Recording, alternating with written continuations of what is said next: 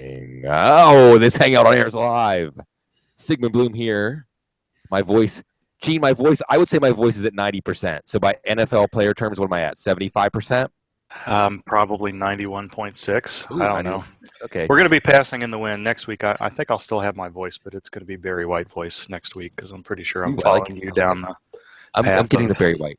Yeah. I'm not passing in the wind. But yeah, exactly. We're just jumping right in here tonight. Cecil Lammy on assignment. Sigmund Bloom here, hosting our Thursday night hangout. Dr. Gene Bramall and Matt Waldman. And Matt, I have to throw this to you as a child of Cleveland, as we're watching Cleveland-Baltimore, and right now, Cleveland is winning. Give us your observations from the first half of this game before we start picking the brain of the doctor. Sure, and I think that this is normal for a lot of Cleveland games this year, is that they take the lead early and they give it up late, and that's just really indicative of a team that's trying to get their stuff together and grow. And they have some talent on this team, and what you've seen really is a nice play where they crisscross tight ends, and Seth DeValve, the rookie from Princeton, beat Eric Weddle on a crossing route for a touchdown. They've gotten some decent yardage from Isaiah Crowell on occasion, though he was a little bit better in the passing game, surprisingly, than the run game. The Baltimore rush has gotten to Cody Kessler enough times to force him from the pocket a lot, and you're seeing a little bit of work from guys like Hawkins and Terrell Pryor. But really the story is the Baltimore offense, obviously, and what they're able to do. And they're pretty much, they're not hitting big plays, but you're seeing Steve Smith get open even on that injured ankle and making plays at the sideline a good bit. And also Dennis Pitta is active early underneath, and the combo of Kenneth Dixon and Terrence West. And Dixon is more active in the passing game and playing extremely well in that area. He's also a better blocker than West, and you're seeing some decent runs from him, even though West, he has his pet little favorite cutback play off the left side that's working really well. So thus far, everything's working out pretty good. Yeah, and not exactly an exciting game for fantasy. Baltimore side, as you said, I think Dixon had 5 catches, getting some extra yards after the catch. West cutting with some power and some crispness, but not especially. What we're seeing is Baltimore's offense is like a bottom 10 in the NFL offense because everything works against Cleveland, but they're only able to, like you said, get small chunks of yards, not finishing drives. And on the Cleveland side, what I noticed about that play with Seth DeValve was his measurables really stood out. I think that probably there was some analytics in Cleveland that drew them to him as an extra receiver. Remember, there was talk that you add him to the other receivers they took, and he really did make Eric Weddle look slow on that play. Like Weddle looked like he was running in wet cement trying to keep up with DeValve. So. And I would say that, to our follower Ryan Morris, who just tweeted a good Jim Carrey gif about how the Ravens backfield makes him want to puke. I would tell him that after he does that, he should get a hangover cure, because I think that Dixon will be the hangover cure down the stretch. And the way that this team is using him more and more often just continues to feed that idea that Terrence West's job is probably going to be in jeopardy during the final 4 to 6 weeks of the fantasy season. Yeah, I think you could see Dixon get more of the base carries. I just want to see Dixon hold up. Hit that test contusion last week. So there will still be room for 2 backs, but I do think you'll see that West with just a nice play in the open field as a receiver here is Baltimore's driving. Let's start to get to the segment of the show where we pepper the doc with questions. Of course, injuries, one of the keys to setting your lineup every week. I'll go ahead and get us started here, Gene. Let's go ahead and start with Doug Martin, because, again, we have layers here. There's the will he won't he play layer, but when we get to if he does play, how advisable of a start will he be based on what we've seen so far, and what can we watch for later on this week to decipher it even further as we go into Sunday? And, of course, our Sunday morning hangout will also be back this week, so we will have more information. Yes. What do we know right now? I think he's going to play. I think they're preparing as if he will play, but they're not preparing him to take a large role. So, he didn't do much in practice. He really didn't come back early this week, but a limited Wednesday practice, limited Thursday practice, although mostly individual drills, tells me that they want him to play. that they hope he'll be able to play, but I don't think they're preparing him for a 15 to 20 plus touch situation. Now, if he looks really comfortable in the first couple of series and he's effective and Peyton Barber is not, then maybe they find a way to get him to that 15 to 18 touch range. But I think we're probably going to be closer to the 8 to 10 with some upside after that than not. And I suppose there's still a possibility that he doesn't feel right on Friday and they want to give him another week of conditioning. We talk a lot about, I generally think it makes sense for players to get at least a week of limited practice in when they've missed multiple weeks of practice. In his case, prior to this week, he had one very small practice session in almost 8 weeks since week 2. So I don't think they're going to be in a big hurry to do much with him, but I do think they'd like to have him back. What should we watch for? At least a limited practice tomorrow. A full practice would even be better, and hopefully some positivity in the locker room from either Martin or his coaches. Gene, let's talk about DeMarco Murray and that toe. Is this something that's going to deteriorate over time, or do you think it's going to get better, or what are the things you're going to be watching for?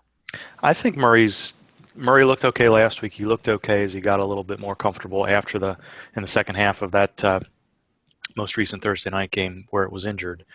And I think we're going to be okay there. I've been saying that this week's DeMarco Murray, Derrick Henry situation is very similar to Devonta Freeman, Tevin Coleman a couple of weeks ago, where I'm not very concerned about the DNP on Wednesday and a limited on Thursday because the Titans recognize, Ian Rappaport said something today about Derrick Henry trying to get back to practice tomorrow and possibly being ready to dress. I think the Titans know that they're not going to have Henry for a couple of weeks, and there's no sense in, especially with a toe injury, putting Murray in a situation in a relatively meaningless early week practice to aggravate something when they know they're going to need him to be the workhorse back again this weekend. I think it's something that could end up lingering and being aggravated and being an issue later in the year, but he hasn't shown any signs of that in the last couple of weeks. Gene, Jeremy Maclin has been letting us down. Not really a good play at any point this year, and sometimes bordering on being a liability. Now, with a really good matchup against Carolina, he has to come up on the injury report with a groin injury, left the game early last week. What are the chances we'll see him this week, and could this be a multi-week issue? I don't think he's playing this week. And I think the hope is that by him not playing this week that it doesn't become a multi-week issue. There's some interesting tight ends catching passes tonight, I guess, touchdowns. Aaron Waller. Yeah. Did I see Seth DeValve was there? That was two scored for yes. Cleveland. Who in the heck was I talking about? Jeremy Maclin. So, last week you could see that he wasn't a lineman. Sorry, my brain automatically gets distracted by injuries anymore. I think that's a lineman. Not that linemen aren't important, but just in terms of what's going on in the field.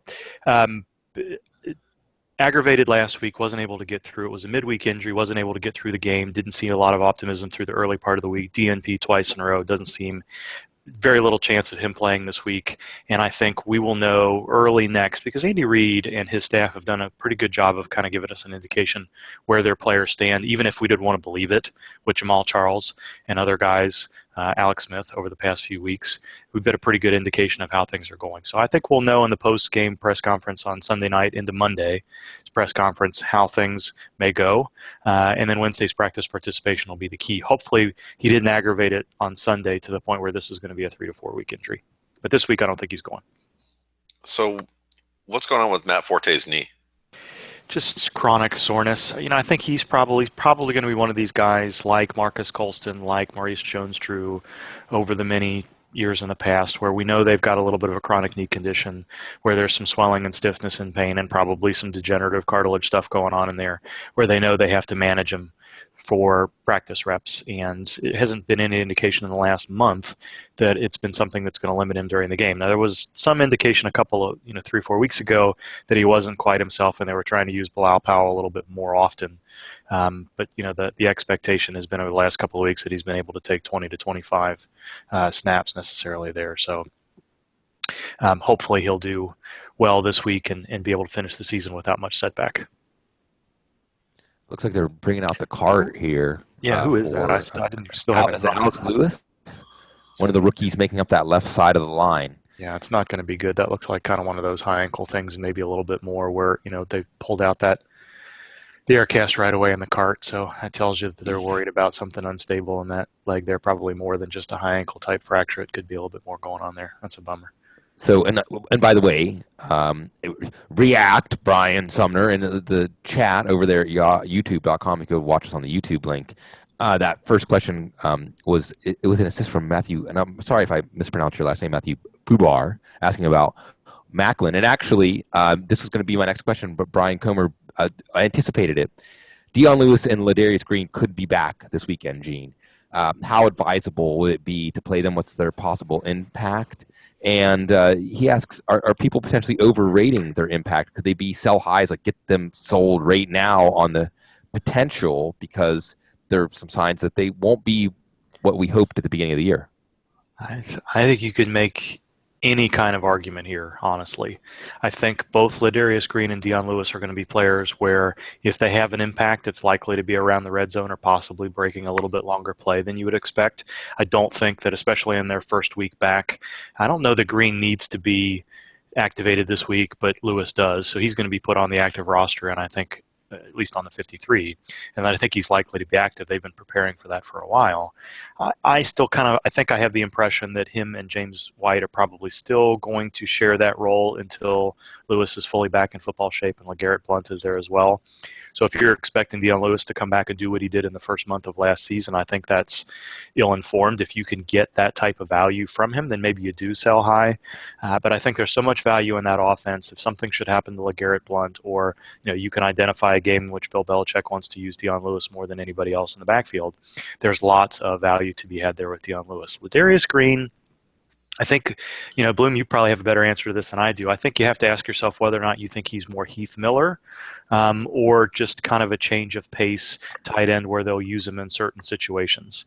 Because Jesse James started out getting a few targets and then he sort of dwindled off, even with a lot of the injuries that have kind of come around there. I don't see, at best, you would think Green is probably the fourth option in that passing game behind Brown and Bell and Coates. And with some of those other guys stepping up as other options, no. So I think he's going to be a high variance play. If you can get somebody to buy into the notion that he's an every week tight end one, maybe you sell him for that price too. But I think I'd be a little bit reluctant to move Lewis at this point. Green is a little bit a different situation. I'm still not convinced we're going to see Green this week. I think it's possible, but I don't think we're going to see him much if he is active. Really quick on Green before Matt jumps in. My worry, at least for week one, when he's back on the field, whenever that is he hasn't even practiced with the team. He hasn't in the last couple weeks. But I'm talking about the build-up in the off-season. This is a new team, chemistry with Ben Roethlisberger and things like that. There just hasn't been any time for that to develop, so it could be rough at first. Go ahead, Matt. No, I'm rooting for Ladarius Green to get full playing time with the Steelers. I would like that very much. Yes. I hope he plays every single down, and they keep Jesse James and Xavier Grimble off the field. And maybe they take Eli Rogers off the field too.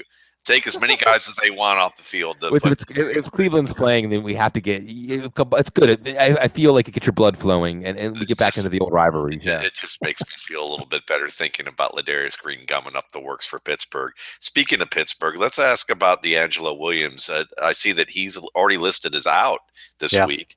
And is this something that people who are holding on to him as a handcuff to Le'Veon Bell should be concerned about down the stretch? Yeah, you could almost feel this coming over the last month where, he'd be listed as non-injury related, but there were rumors that there were knee issues going on, and then they finally listed him with the knee, and then he missed a couple of weeks. He tried to come back, took a couple of snaps last week, and just really wasn't himself. And then they had another checkup this week, and he had arthroscopic surgery today. And the timetable we're seeing is 3 to 4 weeks, which makes sense for something like a meniscus procedure where, the offending part of the meniscus is removed and sort of trimmed out there. D'Angelo Williams is he's a top 5 fantasy running back if Le'Veon Bell goes down, though. And so, he had 4 weeks to today. If he's back for week 15 and 16, so should something happen to Le'Veon Bell, then I think you have to hold him if you've got the space. I think the chances that he comes back are pretty low, and we saw that if Bell is healthy, Williams probably isn't going to have a major role. He didn't last year. This year may have had as much to do with the knee bothering him as anything else. But, I think the expectation is you're kind of hoping for week 15, 16, which at this point of the year is probably your most critical weeks, if you think you're going to get that far, if you think you're going to be in the playoffs. And hopefully this isn't a long-term thing for him at his age with a knee issue here. This isn't something that turns into a chronic situation.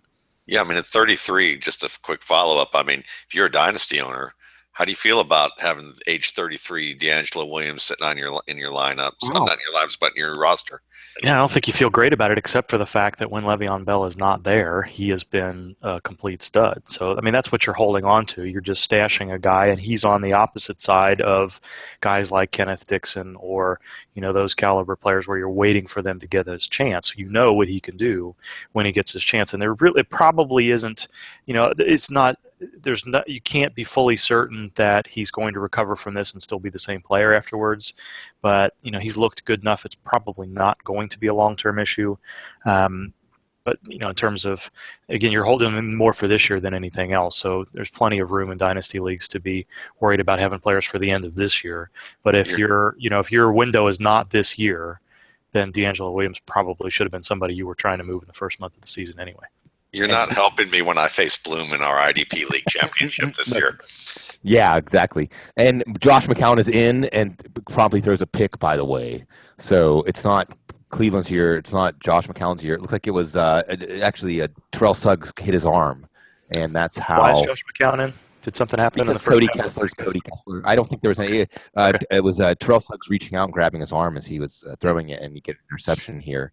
So this game is now starting to resemble more what we expected. Gene, and I love the chat room. The chat room is like they're doing my job for me. Andrew Chrisman says, "Can we trust Randall Cobb this week?" Yeah, I think you can. I think he looked good enough in the fourth quarter last week that, a couple of limited practices, he hasn't seemed to have had any setbacks. From an injury standpoint, I think you can trust Randall Cobb. Can you trust Aaron Rodgers to be accurate? Can you trust the Green Bay offense to be productive? And for those things to go together at the same time, I don't know. But I think from an injury standpoint, I think he's going to be pretty close to fully healthy. How close are we to seeing Will Fuller back in action and catching every other pass? I don't really know what's going on with that knee. Yeah. I mean, it teaches me to start talking before you finish. So I didn't see anything specific knee injury-wise. I haven't heard anything specific from Houston.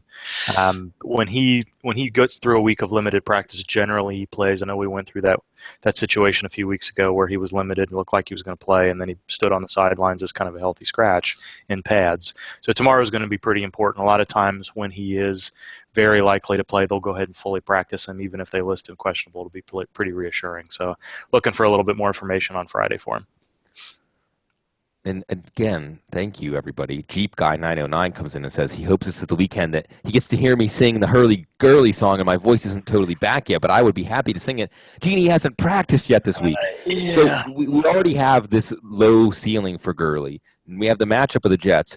Now, can we tell ourselves a story that missing these two practices, he can still look like Todd Gurley, or is this a clear sign with a player as young as he is that there's something wrong that we have to at least expect to limit him in some way, even if he does play? So the unusual thing about Los Angeles is that they don't really practice on Thursday. They're one of the few teams, and if you look at the injury report, it'll tell you it's an estimation because they didn't do much. Whereas the majority of teams run a padded practice on Thursday, LA doesn't do that. So today's second consecutive DNP is not a big issue. We've seen that with Kenny Britt. We've seen that with some of their other players, offensive players in the past, and they've gone on to play. Tomorrow's practice participation is going to tell the tale. It's one thing for Jeff Fisher and the rest of the crew out there in Los Angeles to say, well, that was a terrible pass, to say that it's just precautionary and he's going to come back. But he's got to do something in practice tomorrow for that to feel good about it. I don't. It's unfortunate. Keep hearing that LA wants to do a little bit more with Todd Gurley, and they recognize that giving him so few carries is not the best idea for their offense, but it's one of those things where it's 9 weeks into the season now. You don't know that you can believe that until you actually see it.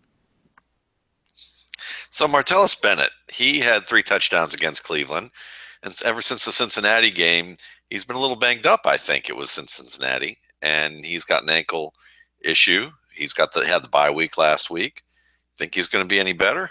I hope so. I think this is what you see, especially with bigger players when they try to play through a high ankle sprain. And the mechanism wasn't particularly violent, but he's tweaked it a couple of times over the past few weeks. You hope that coming out through the bye, he's successful and has been able to rest and rehab that so that he comes back a lot stronger than he was before the bye. There doesn't seem to be any concern at all from anybody really that he's not going to play this week. But I think there is a little bit of an undercurrent of he hasn't really been himself. The injury report really hasn't been all that reassuring. He's another guy that we're going to get limited and questionable out of New England for him tomorrow. And I think that he's going to play, and that's kind of the way I'm projecting him. But he's somebody else that I'd like to hear some positivity from Mike Reese or some of the other more plugged-in beat writers before I'm fully on board with him being able to take 50 to 60 effective snaps this week. We're rounding the turn here. Paul Weibel asked a question of Fitzgerald Toussaint or Carlos Williams. I forgot, Matt. The Steelers have Carlos Williams. Hey, see Carlos Williams get called up. I'm excited. That brings a smile to my face. Gene, if you own Carlos Hyde or Dwan Harris, who's going to be smiling this weekend? Hyde owners, Harris owners, they're both going to frown because they're going to Arizona. Yeah, Chip Kelly tried to say today that they were going to evaluate Hyde on Saturday and decide if he could go. And I would guess that maybe Hyde is a player that doesn't really need to practice and you can still work the game plan around him on Sunday. But it's been a month where he's not been cleared for contact. Why do we think Saturday is going to be any different? They've been cautious with him. They were cautious with him before the bye week. They've not allowed him to have contact for going on 10 or 11 days since the bye week. I think it's pretty unlikely he plays at this stage this weekend unless he shows up on the practice field without a non-contact jersey on tomorrow. And then maybe they clear him to play on Sunday. But I don't expect that that's going to be a likely situation. So I think we're probably more likely to see Harris than Hyde again this week. I'm just wondering about Carlos Williams. I wonder if he will be the Primanti's brothers version of Carlos Williams fries, or not. Extra fries, yeah. And will they care? I mean, they had Jerome, so I mean, it might work out. Hunter Henry, where are we at with? Compare Carlos Williams to Jerome Bettis. Well, the Rams sure thought that Carlos Williams or Jerome Bettis was just a Carlos Williams when they got rid of him, and then he turned into a heck of a football player. So I mean, anything could happen when it comes to teams like the Bills and the Rams and the Browns getting rid of players. Willie Snead, a good example too. So what about Hunter Henry? How about his knee? Stop making sense. I think I went back and looked at some of his video. I didn't really notice much going on with his knee a couple of weeks ago either. A lot more positivity in San Diego this week than last week. The 2 consecutive limited practices are reassuring. Antonio Gates looks healthy. I don't think they're going to have Travis Benjamin this week, so I think if Henry can go, they're going to let him go. But he's another player that we're going to have to wait and see how things go through Friday. If he plays, I don't know that you're going to see the full complement of snaps from him. Just sort of have to see that progresses. All right, Doc, I know there are a lot of people in the world that need your services more than us. You've given us wonderful updates. Of course, we're going to have you again on Sunday morning. You can check out the injury rounds. You can check out the injury update on Sunday morning. Of course, you follow Dr. Gene on Twitter. And we'll look forward to in the IDP Roundtable. By the way, folks, we had a little bit of a hiatus here as we've had. I was sick last week. My voice just coming back, and a few of us were on assignment. We will all be back. Everything will be back starting on Sunday. Doc, thanks for all the insight. That's right. Home stretch, week 10 already somehow, some way. Not sure how that happened, but here we are. Enjoy the rest of the game. Thanks, boys. We'll talk soon. See ya. See ya. And there he is. And now it's just us. And poor Josh McCown is having a rough time of it out there. Other than Joe Flacco throwing, and he thought he was looking for Kenneth Dixon in the back of the end zone. That's worth something. But Joe Hayden on Kenneth Dixon is not exactly the matchup to exploit if you're Joe Flacco. Anything else have been happening while we've been blathering away here? No, not really. I mean, I think that this is just one of those games where whichever team doesn't screw up the most in the second half is actually going to eke out this win, and it's just the nature of the beast. I think we need a witch doctor to exercise the demons for both of these teams. Alvin and the Chipmunks. Remember, in our AFC North, Matt, that means this is for a share of first place. If Baltimore could be the team that screws up less, with them tied with the Steelers coming in and but we're a half game out. Yeah, I'll still say this: even when they stink, they hit hard. So I like that about these teams. And the Steelers do when they're not making undisciplined plays. Yeah, Ryan Shazier's my favorite right now. I love him. Yeah, well, he has some good stuff, and we're going to talk about your top 10 article because I just want to make sure everybody that listens to the Audible is reading that article every week. I know I do. But let's start again. I love the chat room. I want to embrace the chat room here. And Yeah, Steve Frederick has a good question about the outlook for Drew Brees this week. And first, I'll lay out what I've been seeing, and then you can yeah, take it from there. I mean, just because we have to respect. Well, there's two prongs to this. We do still, even with Aqib Talib's not there, Bradley Roby is not much of a drop off. I mean, compared to what most teams would have as a drop off. Um, I have Drew Brees as my number 13 quarterback right now this week. And some of the quarterbacks I'd play over him, maybe I actually had Joe Flacco ahead of him. Flacco throwing 2 interceptions in the end zone, making that look bad so far. Andy Dalton, um, Roethlisberger, I think will be healthier. Marcus Mariota, Jay Cutler. That's about the cutoff. But that being said, there's not that much of a gap. The two prongs I think working against Brees this week, of course, Denver's pass rush and secondary, and just statistically, you can look at how they have made everybody, even Matt Ryan. If they didn't find that Tevin Coleman matchup, Matt Ryan would have come in way under his typical totals this season. But then you have the combination of New Orleans and their newfound penchant for running the ball with Hightower and Ingram, and Denver showing last week that that's the soft underbelly of their defense. So you have all of the forces encouraging you to run the ball against Denver, and you put together long drives. Hopefully, Trevor Siemian keeps up with his 3-and-out pattern. You wear out that defense. Maybe Drew Brees has a good game, throws a touchdown or two by the end of the game with the run setting up the pass. But it's not just the matchup. I think right now everything is encouraging New Orleans to run more in this game. What's your outlook for Brees? How far down the list do you go? Am I overthinking it with guys like Mariota and Cutler, Roethlisberger, Dalton ahead of him? no, not at all. I think that you're in probably um, in a good position to be able to state what you're stating because we're not looking for Drew Brees to have like a 147-yard game. I mean, it's not going to be that bad. But at the same time, I think that you have to look at who Denver's played and the caliber of quarterbacks that they've faced thus far. And when you look at how they've performed, guys like Andrew Luck had less than 200 yards, but he doesn't have Drew Brees' receivers or the imaginative offense. So I'm going to discount that. But then you look at guys like Matt Ryan and Phillip Rivers. Those were probably the two best performers against them. Phillip Rivers in game 2 with a 267-yard effort and 2 touchdowns, but he also tossed 3 picks. And then you have Ryan with a 267-yard game. And both those teams could run the ball. And that's the other thing is that you had some level of balance from those players. While I like what they did last week, and the week before against Seattle, I think Seattle's defense was a little tired from that Carolina game, and they weren't getting any help from their offense, and I think that probably hurt them. And the Chargers don't have the Chargers or the Falcons. I mean, from that standpoint, either don't have the really the greatest defenses either. So I mean, when I take a look at this situation, I think that you're going to see probably about 250 to 270 yards from Brees and then maybe a touchdown or two. And that's good enough that he can be a streamer in your situation. And if you don't trust those other streamer options, because of the matchup or the quality of the player, then you go with Brees and just know that his upside's limited. There's a lot of good questions here from the chat room. Matthew Bubar again asking how concerned we should be about Jarvis Landry. And this is one of those situations, Matt, where we see a team's identity on offense, their whole attitude on offense change midseason.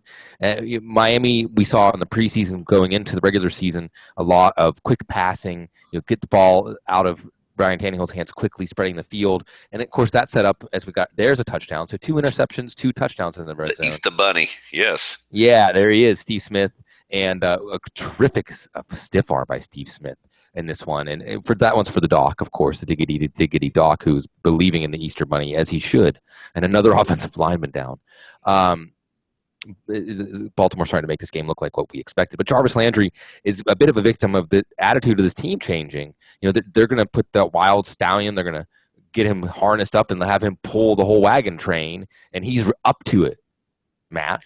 So Jarvis Landry and those plays that were often equivalent tactically to running plays because they were gains, 5-7 yard gains that were pretty much there for the taking. Do we think that Miami's offense can embrace Jarvis Landry in that kind of role, or at least make him somebody that we want to play? Or is Jarvis Landry back in sort of a Jamison Crowder, Cole Beasley category and kind of low in that category now? Yeah, he's more of a wide receiver 3, I think, right now. And if you're in a PPR league that starts 3 or 4 wide receivers, that's just fine, even though you probably drafted him to be a 10 to 13 targets, 7 to 10 reception guy who can give you upwards of, 120 to 150 yards on a good day. Now you're looking at half that. You're probably looking at a guy who you're hoping is going to give you somewhere between 65 to 80 yards and, 5 to 7 catches. And he's had 2 weeks out of the past 4. Yeah, 2 weeks out of the past 4 where he's only had 3 catches and no more than 35 yards. So that's a concern. Now, at the same time, you've seen him be able to do reasonably well against Pittsburgh and Baltimore for a combined 12 catches for about 170 yards, and that's not too bad. But again, he's no longer the guy you drafted him to be, and you have to adjust your expectations.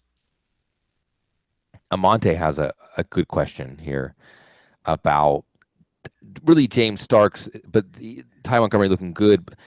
I'm pretty excited about Ty Montgomery. I think Ty Montgomery's looked really good in the role they've carved out for him, but the potential return of James Starks, does it threaten his role? Are we going to see Mike McCarthy be stubborn? And because, as much as I said James Starks looked better than he had in a while last year, I haven't seen that James Starks this year. I think the offense is running better with Ty Montgomery back there. Is Ty Montgomery going to have some lasting value? Is James Starks worth picking up? And then, of course, this intersects with a larger question about Green Bay, where it seemed like their offense was resurgent. And then last week, Indianapolis stifled them for 3 quarters. And I don't think we could say that about anybody Indianapolis has faced this year. So running back situation in Green Bay, offense, a lot of crossroads here. And I just have to point out, because now at week 10, the schedule starts to crystallize. We really understand what we're looking at here. And Green Bay, now they're all at home. I guess that's okay, although the weather gets cold up there. Week 13, Houston. Week 14, Seattle. Week 16, Minnesota. And they play at Philadelphia in week 12. These are all games that are not very favorable for passing matchups. So the backfield becomes even more important.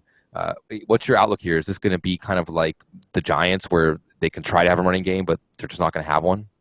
Yeah, I mean, it's a really great question. And I think the thing that you have to understand is that Starks is going to have a role because he's more familiar with this offense. He's a veteran. He understands pass protection better. So he's going to get his options on the field. And he's also an experienced short yardage runner, something that Ty Montgomery really is not. Montgomery, though, I agree with you, has looked good. When I studied him for the RSP, he was one of my lowest rated receivers. But I mentioned that I thought he'd make a better running back than he would a wide receiver. And apparently the Packers felt the same way about him. And he also has stated in recent weeks that he's always wanted to be a running back. That was really the position that he's always wanted to play. So I think that long term there is an opportunity for him to grow and develop into a quality contributor in this league, and maybe even a lasting starter. But and there's evidence of seeing that in terms of what you see on the field, on film, in terms of decision making, the physicality in which he plays with. He reminded me a little bit of DeMarco Murray in terms of the way that he moves, in terms of the style in which he runs. He's not as talented, but I think that that's something that may be developed a little bit more down the line. The thing is that with Starks, if the issue was health all along, then you might say there's a chance for him to really take over this. But I think you're going to see a split, and it just really depends on how well this offense is functioning. If the offense starts to diminish in its efficiency because they're trying to get too stodgy with the run, they may just junk that idea and go back to Montgomery. But I think you're going to see a chance with Starks, and that means that you should probably pick him up as a luxury ad if you have the room. But he's a guy that if he doesn't produce within the first couple of weeks on a level that seems promising, then don't have any problem cutting ties with him as fast as possible. And I think what you're going to be looking for from him is not, whether or not he's solid in pass pro, because we already know that he will be. It's what his role will be. Is he consistently getting red zone looks? Is he also consistently getting the third down and short yardage looks? And is he making good on them in situations where it's not just because of the quality of the defense, but the decisions that he's making on the field? Really quickly, just from a dynasty standpoint, Matt, Eddie Lacy's going into a free agent year. I don't think things have gone in a way that Green Bay would be willing to re-sign him. Maybe if he gets like a C.J. Anderson kind of deal, but we know durability, long-term durability was a reason he fell in the draft, and foot issues, and I think that was a problem for him this year. Is there a chance that Green Bay could keep Ty Montgomery in this wide receiver running back type role going forward? That he's a young player, that he can grow into this and be a sort of unique fantasy commodity, not just by necessity. Yeah, and I definitely agree with that. I think that he can, and I think that he is someone that you would want to hold on to. I would honestly say that depending on where Eddie Lacy ends up, I might be more inclined to keep Ty Montgomery than I would be Eddie Lacy on dynasty teams. I definitely won't be buying Eddie Lacy unless the situation is such a perfect fit that you can see it happening. I wonder this, and it's not any, it may sound like I'm denigrating Eddie Lacy, but I kind of wonder if he really likes the game that Yeah, much. there's And that. it's Mm-hmm. yeah, it's just the conditioning factor. It's the way that he talks about things in interviews, and that's okay. He's a young guy trying to figure out what he wants to do in his life. We've all gone through that on some level if we've been honest with ourselves. And unfortunately, it's just playing out for fantasy owners, and it can be a negative thing if indeed he doesn't really want to do this. Yeah, what's interesting, this goes back to Tyler Dunn. Ty Dunn is one of the best NFL writers out there, and he wrote a piece before his rookie year. It was titled "Eddie Lacy Has a Burden to Carry," and talked about how he's from Gretna, Louisiana, how um, he looked at Hurricane Katrina as something that changed him. The tragedy was something that changed him. That he was searching for something. He had no clue when he would find true happiness. Could he find the bliss he had before Katrina again? And he said, "I have no idea. I guess I'll find out." He seemed like depressed. The Katrina left him numb and emotionless. And he talked about, of course, that was the article where we learned about how in Alabama you have to practice hurt or you're afraid someone's going to take your job, fitting the Nick Saban narrative of grinding players down to nubs. So I think you're absolutely right to bring that up. And I love what Tyler Dunn and so many other people covering the game too, showing that human side, because it gives a lot of insight into context for what happens on the field with these guys. I don't know who's going to write the story about Matt Ryan. Are Matt Ryan and Kyle Shanahan going to get tattoos the way that Kyle Shanahan and Chris Sims did? Atlanta's going to Philadelphia this weekend. Philadelphia at home has been a really rough defense. But we've seen Atlanta go to Denver and find the soft underbelly of Denver with Tevin Coleman. We've seen them go to Seattle, Levi Toilolo with his long touchdown, and really Atlanta showing some mettle in the second half of that game. And it wasn't for Seattle. The refs are going to be involved somehow. So now the newest challenge on the road is Philly. Do they find something to attack in Philly?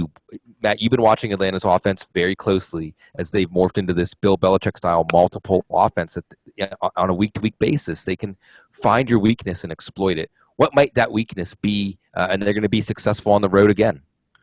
This is a butt his face defense because it really is very tactfully done. Well done. Yes, and I would say that it's one of those situations where up front it's a scary defense, very impressive, but when it comes to the safeties and second and the cornerbacks, it's ugly, man. It's ugly, and they are not that good, and they get exposed when they have to face players who either can run a good route or be fairly physical, and they also make mental mistakes in that back end. And I think that the Atlanta Falcons are very good game planning this year and exploiting the safeties and the cornerbacks of opposing defenses. And you're going to see a situation where I think that you're going to see success with the tight ends. You're going to see success with Julio Jones, obviously. And I think Taylor Gabriel's continued is going to continue to deliver as well if Tevin Coleman is out another week or doesn't look completely healthy. And Matt Ryan's going to get sacked. He's going to get sacked a fair bit and hit a fair bit in this game because of that pass rush. And I don't think that, and while I think the Falcons line is good, maybe very good, they're not great. So they're still going to have some, they're going to still get theirs, in Philadelphia when it comes to hitting the quarterback and sacking him. But at the same time, I think that this is a game that I'd still feel comfortable starting Ryan and even a secondary or third level receiver in that rotation, because I think that Ryan could throw for 300 yards in this game, maybe even throw for 2 or 3 touchdowns, and that you're going to see, maybe 2 players, earn 100 yards in this game in the receiving game. And no, I don't think Matt Ryan's going to get tattoos. He is from, I believe, isn't he from like the Philadelphia area? He's not all that touchy-feely. I don't think he's that touchy-feely of a guy. The city of brotherly love. Come on. Yeah, I don't think. No, I don't know. I think he's a little cooler than that southern kind of heritage that Chris Sims grew up with Phil and his Kentucky. He's from New Jersey, actually. Franklin Lakes, New Jersey. One of my best friends. But Phil. But I know that Phil lives out there. But that Phil. You just listen to Phil. He ain't from New Jersey. Right. No, that's true. That's a good point. And Josh McCown looking for Terrell Pryor in the end zone, just threw a pick here. McCown has also been taking his share of hits in this game. The McCown, Cleveland can't, doesn't. 0-16, here we come. Maybe that's how this great Cleveland sports year is completed, is it gets them that number 1 pick that allows them. 4 picks in the first 50. Yeah. Next year. Yeah. We'll see. But the quarterback situation, Eric Weddle with a nice return out of the end zone here. But there's a flag, illegal contact. Hold on. A block in the back. I'm sorry. No. It was a block in the back. I'm sorry. This is what happens. Matt, this is what happens when you watch TV on your games on mute. I know. Let's continue to step through some of these matchups. Really, a few really intriguing matchups. Seattle, New England. Now, by the way, Tevin Coleman didn't get a chance to ask Dr. Gene about him, but it looks like it's going to come down to later on this week with him. We didn't get a chance to ask him about Russell Wilson, but Russell Wilson looked not like Russell Wilson of old, but closer. And you have to think he'll be closer again this week against New England. Closer. Yeah. And they've kind of gone to Green Bay with their backfield and said, we're going to basically run a passing game backfield. CJ Precise in there more than half the time. Christian Michael not looking good. Thomas Rawls not healthy yet. On the flip side, what I see that's interesting here is that teams have been running successfully on Seattle. And I think this could be a LeGarrette Blount game for New England, and New England trying to just grind out some long drives. And I also think you can check me on this or agree with me on this. Bennett, and not that Bennett and Gronkowski aren't a mismatch for anybody, but again, kind of like Denver and Hightower and Ingram, where New Orleans is inclined to use Hightower and Ingram anyway. But that's going to be the weakness for Denver. It's going to take you away from going into the teeth of their strength. I think with Seattle, you have very similar. You can use Bennett and Gronk in the middle of the field. That's where you attack Seattle. That's where you attack them, and you keep things going with the running game, 3rd and 4, 3rd and 3, and you have these options. Julian Edelman stealing out of the slot. I see a lot of long drives for New England. Maybe Russell Wilson is hyper efficient like he was on Monday night. We'll see New England's defense versus Buffalo's defense. But I see this game as having a thin margin of error for Seattle, that if Russell Wilson is not really on point, then New England could control this game pretty easily and make this a dud for Seattle's fantasy. I don't see how this is a dud for New England on the fantasy side. What do you see in this 2 big Super Bowl rematches this weekend? Sure. And I think these teams know each other pretty well. And where I would probably begin is that Seattle plays more of a zone-based defense. So that it converts to man in certain situations on the outside. But because it's more of a zone-based defense, what you're going to see there is, Gronkowski's going to get his. You're also going to see maybe more dump-offs to the running back. So James White, if he ends up still being the guy who's in the rotation and not Dion Lewis, then James White or Dion Lewis, depending on who's actually going to get playing time, could have a good day. I would also add Julian Edelman to the mix as that zone receiver. He and Danny Amendola are probably going to be your two guys that I would look for over Martellus Bennett, only because I'm not sure about the ankle, and I think Bennett is a little bit better against man in certain situations, and because of the fact that because he's not fully healthy, you may see more of the receivers on the field doing some of those crossing routes that you got.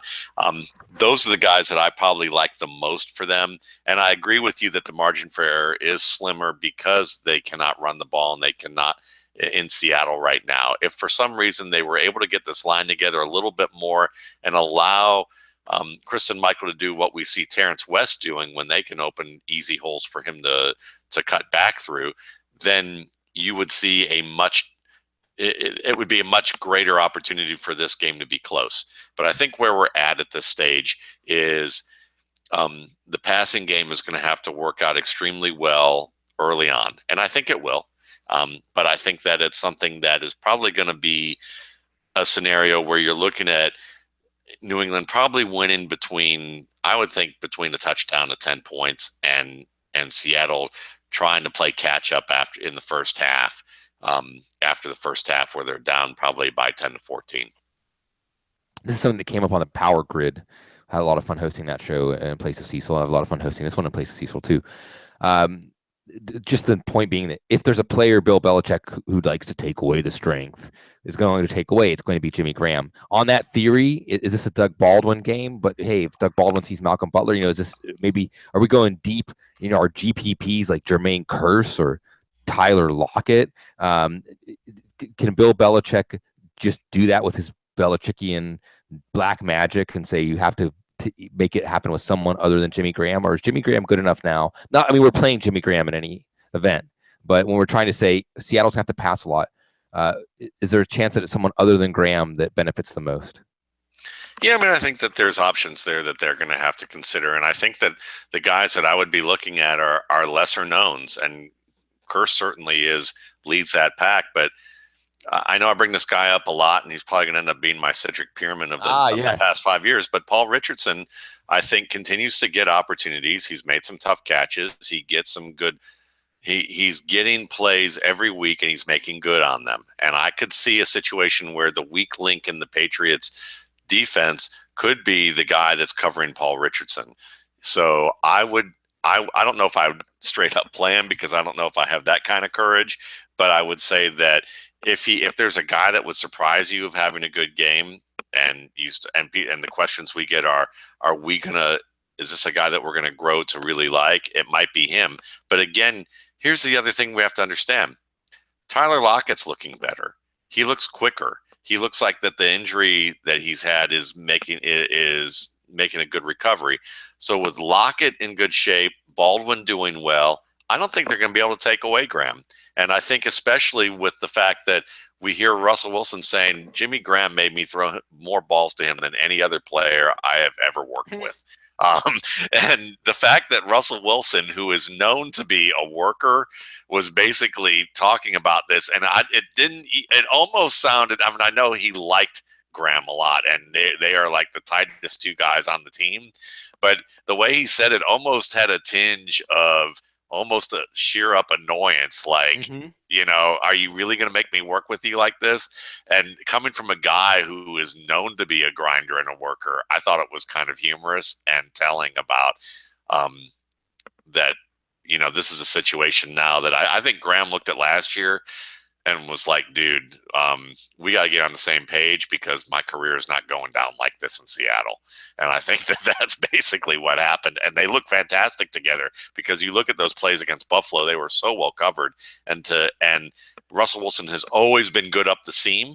And I just don't know if those are tough passes to throw. I just don't know if New England is going to be able to cover the seam that way. There's a reason why guys, why some of those plays seem indefensible when they're executed perfectly. Speaking of the seam, again, I want to tell people, if you aren't reading the top 10, Matt Waldman doing some outstanding, Matt, I often heap praise on you, but, by the way, on Paul Richardson, he's only 24 years old. I noticed this in Dynasty. I was picking him up in a few Dynasty leagues with my last roster spot as I'm going through buys. He's only 24 years old, and he Yeah. still looks pretty swift and sudden out there. It doesn't look like that knee injury, yet another knee injury, took that much from him. But what I love about the top 10 is it really is, I think, the best example out there that anybody is doing of using cold hard football analysis and then translating that to actionable fantasy advice. Appreciate And that. speaking of seeing, it's beautiful because you're going to learn about football, just like every Matt Waldman product. You're going to understand more about football, but you're also going to help your teams win. You're going to help your teams make better moves.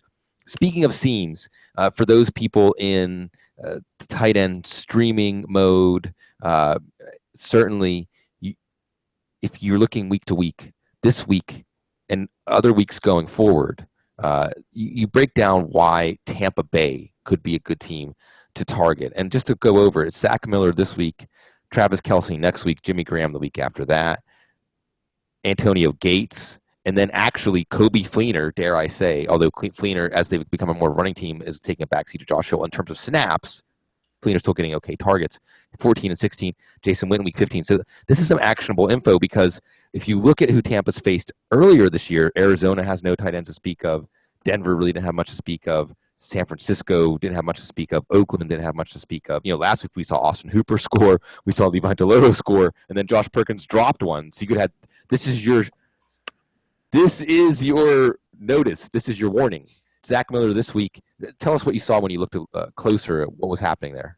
Yeah, and I think that what you find is that they were making a lot of mistakes with their coverage. Somewhere between there, it looked like there was a mix-up with Brent Grimes and the safety in terms of who needed to cover the player up the seam on the right side of the field, and it happened repeatedly in this game. And it was hard for me to tell without knowing what the defensive call was, but it seemed like one of two options. Either the safety blew his coverage and Grimes noticed what happened and said, I better try and at least get here and try and tackle the guy, or it was Grimes' responsibility all along and he absolutely missed it. And I think it was probably the former more than the latter.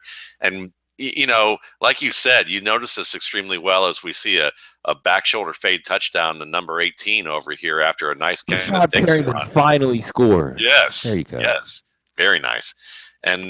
But I mean, you talked about Arizona not having a tight end, but they do have a guy named Larry Fitzgerald who likes to roam the seams and who plays more of that tight end role in Arizona as a slot receiver, and Jerron Brown, who as that fourth receiver also works the seams a lot, as that third or fourth receiver depending on the sets. So when you consider those guys and add them in with the tight ends, it starts to make more and more sense that this is a team that where their weakness is, they're getting exploited routinely by either the tight end or a third or fourth receiver, depending on what their role is. Yeah, Perryman with a really nice touchdown. Perryman's looking good this year. I mean, I know it's been in limited time, but he looks like he's on track to become what they hope. What have you noticed when you got to see Perryman this year as it relates to his long-term fantasy outlook? Yeah, and I think that's really not what's nice about him is you're seeing the speed return. He's certainly making good catches and really strong adjustments, and he doesn't seem to be caught up or distracted by the physical component of play. So when you look at those things, there's lots of promise ahead for him, and I would feel comfortable about buying into him. What he always had issues with was when to break off routes, how to maintain a flat break, and do it in a way so that when he caught the ball in the middle of the field, that he could actually run after the catch and gain yards and really use that speed and maximize that. And he's still having trouble with that kind of nuance, but you got to understand, he hasn't been healthy his entire rookie year and much of the beginning of this year. So how much work has he really been able to put into the nuances of the game? So if you look at this as his rookie year, you should be excited about what you see from him. It's like looking at a taller, bigger, more complete version of Tyreek Hill, if you ask me. Yeah, it is exciting. And I just want to point out now that's 3 touchdowns for Joe Flacco. He had 6 all season coming into this game, 3 against Cleveland tonight. And remember, he threw 2 picks in the end zone, too. This is my moment to say this, Bloom. Yeah. Okay. I got to get my Browns moment off my chest, which is because I can't say it to my wife. She'll just go Niagara Falls on me. But it's It's the fact that I feel, as a Browns fan, I feel like someone stole my child, who was like tested in Mensa and ended up becoming a Rhodes Scholar, and then we decided to adopt a kid who was troubled, and we still love that kid, but he's been in and out of juvie, and we don't, and we're trying our best to figure out what to do, and that's basically how I feel at this stage with these two teams. Yeah, just can't get it. Can't get any sort of momentum going here. It is sad. I mean, and really, you are right that Cleveland has been. Remember, the first time these teams met, the game was 20-0 at one point, and then the Baltimore blocked the extra point and returned it for 2 points, and it was never the same. They stopped running the ball. Josh McCown got hurt, and it was all over. It's like competitive. They can stay competitive for a quarter or two, and then just the massive gaps of talent in some places on the field. Really, did Perryman cradle it? Ooh, I don't know. Somebody throw the red flag. Well, as a scoring play, it was reviewed, but they gave him the touchdown there. Yeah. So we're around here, almost winding up the hour here. There's not much more to say on this Thursday night game. And I'm going to go back to the top 10 though, as you showed us something. We're always watching these offensive coordinator changes. And I will say, watching the Vikings and the Lions last week, I felt like Pat Shurmur had some plays.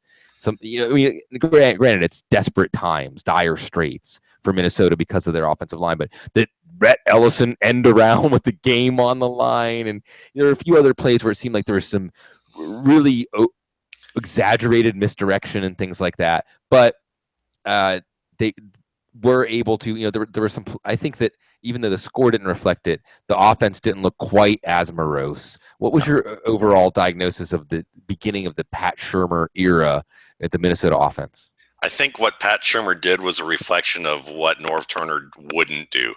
And Norv Turner realizing that he was just no longer a good fit for this team, and it was time to go, because it obviously surprised. Mike Zimmer said he was surprised that this all happened, and I think what you're looking at is two personalities, and we're going to get a little bit heavily into narrative, but we like to do that, and part of that is this. Norv Turner, if you know anything about him, he's an elder statesman of offensive minds in the NFL. Anyone who knows anything about NFL coaches is that they get hired on the basis of what they do and what they're known for signature-wise, offense or defensively, and scheme-wise. And he's always been a stickler for that. The players have to fit the scheme. The scheme doesn't fit the player. And his hand was forced this year due to the late injury of Teddy Bridgewater, that he had to adjust to Sam Bradford. Mike Zimmer is a very in-your-face, I'm going to tell you like it is. I don't mind conflict. Passive aggressive is not a word. Passive aggressive would flee and hide if it was thrown at Mike Zimmer. And I think that with Norv Turner, I don't think he's passive aggressive, but I think he's an internalized kind of guy. He's more of an introverted guy who probably more like Gene, probably quiet, has a lot going on underneath, and he'll tell you if you really ask him, but he's going to keep it close to the vest for a while. And I think those two probably never really understood each other fully, and this situation got to a point where Turner probably had been thinking about whether he was really a good fit for this overall, when they were trying to force his hand and say, look, we got to get our playmakers on the field. Cordero Patterson is such a good player after the catch. Figure out how to use him, but he doesn't. And Norv's going, but he doesn't run the entire route tree, and he can't get separation at the line of scrimmage. I need my receivers to run. And we just drafted a receiver, and you're not getting him on the field. He runs routes well. Yeah, but he doesn't understand fully yet how to make diagnoses to be on the same page with Sam Bradford. And we had to change the offense with Sam. So everything that Laquan learned this summer and was still not quite sure about, we had to make major adjustments. I don't trust having him on the field. He's going to run the wrong routes, and it's going to cost us games with this defense. And I think those two butted heads enough that finally, Zimmer's like, look, you got to get our playmakers on the field and figure out a way to do this, because all I'm seeing is sacks and turnovers, and you're wearing our defense out. At least we can sustain some drives. And I think Norv was like, this isn't me. This isn't going to work. And I don't want to compromise what I do. And I've got all this tenure, and I've been here a long time. And I think he said, I'm out of here. And the offense has worked out well. last week, but it was Detroit. And Detroit's linebackers are some of the most confused group of players at that position in the NFL on a week-to-week basis. Their run fits stink. They tend to drop either too far or not far enough. They can't cover one-on-one most of the time, and that's because half of them were former defensive ends in the first place. You have a former defensive end at Temple playing middle linebacker. I mean, I like to hear Whitehead, and I have him in plenty of IDP leagues, but he was literally a star defensive end who's playing middle linebacker for the first time with a bunch of guys who are still not quite sure what to do. And linebacker is a team-oriented, rapport-oriented, communication-oriented position. And if you just throw a bunch of guys in there, they may get you points in fantasy leagues, but they're going to give up a lot to your opposing fantasy teams because of these confusions. Look at Atlanta. Look at Denver. Those are look at San Diego early on. So that's kind of what's going on. But if you have Stephon Diggs, or you are thinking about getting Stephon Diggs, I'm all in on Stephon Diggs here on out, because the number of small passes that they're throwing his way, you got to understand that teams are going to look at this and say, sure, dink and dunk all you want, sustain drives all you want, because you'll get plenty of yards from your 20 to our 20, but doing this isn't going to get you in the end zone.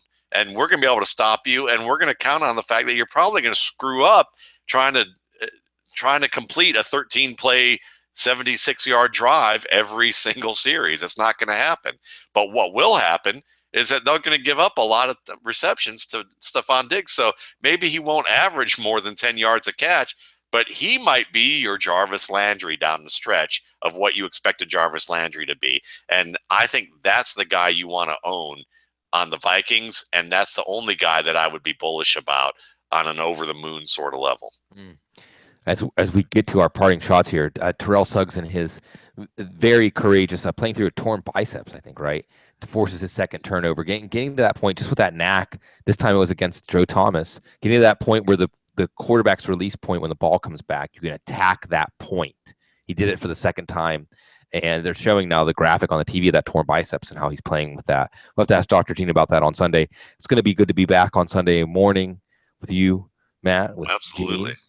Just the excitement, the cracking, popping pads, and everything's going as we're getting deeper. Again, this coming up Sunday: Atlanta, Philly, Seattle, New England, Dallas, Pittsburgh. We didn't even get a chance to talk about Denver, New Orleans. A very fascinating matchup. Teams going in different directions there. Green Bay and Tennessee, two teams scratching and clawing. Some interesting matchups too, like Kansas City, Carolina. Can Carolina hang on? Minnesota, Washington. Watch some of the things that you just talked about with Pat Shurmur. Houston and Jacksonville. Hey, Houston trying to keep the lead in AFC South. Lots of great stuff here every week for us in the NFL. You help us enjoy it. I hope we help you enjoy it here. Again, for Cecil Lammy on assignment, Dr. Gene Bramwell, Matt Waldman, for everybody at Football Guys. We love you. We appreciate the opportunity to serve you. Remember to check out Hoops Guys, NBA DFS. Football's not going to be here forever. Come January, in between playoff games, NBA DFS could be fun, and hoopsguys.com free through Thanksgiving has you covered. We give thanks for you on Sunday morning, and then Audible 8 days a week as long as the season is going. We love you, and please, somebody, if you see Matt's child out there, the Rhodes Scholar, tell him his parents they still love him. They miss him. Good night, everyone.